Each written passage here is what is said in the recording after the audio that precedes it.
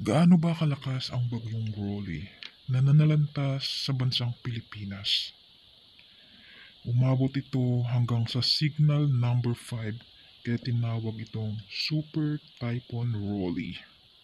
At ito'y nanalanta sa Albay at Camarines Sur.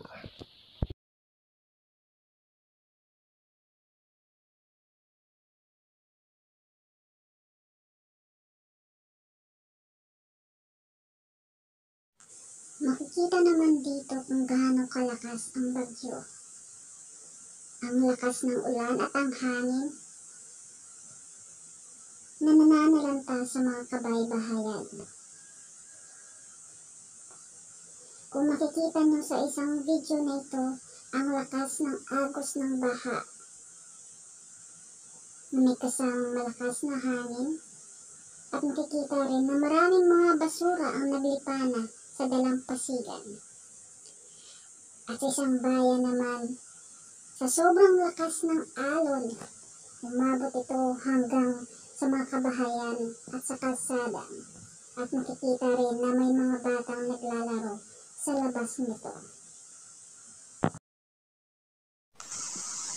Umabot na sa 10 ang namatay sa Bicol dulot ng bagyong Rolly. Umabot sa 3 ang fatal na namatay at isang 5 taong gulang na bata. Ayon sa data ng Department of National Defense, na 9 ang namatay sa Albay at isa naman galing ng Catanduanes. 3 ang patay mula sa ginubatan kasama na ang 5 taong gulang na bata. 2 naman mula sa Malinaw. At isa sa Daraga, sa Uwas, sa Palanggi at Tabaco City.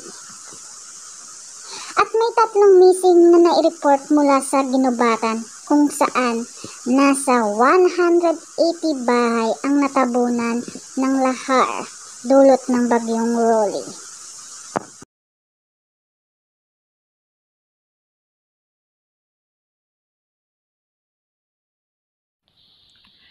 Makikita naman sa video ito kung gaano kalakas ang baha na nanalanta sa ating bayan. Ang lakas ng agos nito at ang impact ng tubig, sobrang lakas. At kung makikita nyo sa video ito kung gaano ito kalakas.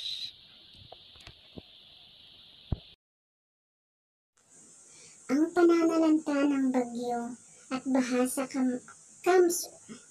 At makikita nyo sa mga laragwang ito kung gaano kalakas ang bagyo. Tingnan ang mga larawan at makikita ang baha at mga puno na nagkalatumba. Ang lakas ng hangin at ang maputik na tubig na galing sa baha.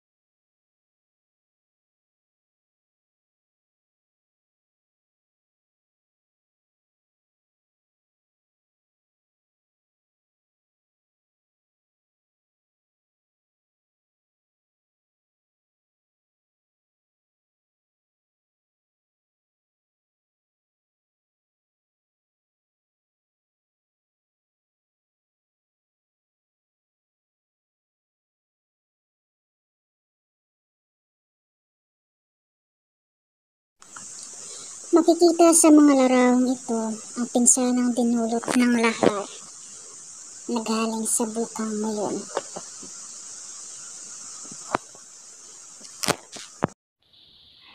Umabot ng 300 bahay ang natabunan ng lahar na nagmula sa bulkang Mayon sa Purok 6 at 7 sa San Francisco, Ginubatan, Albay.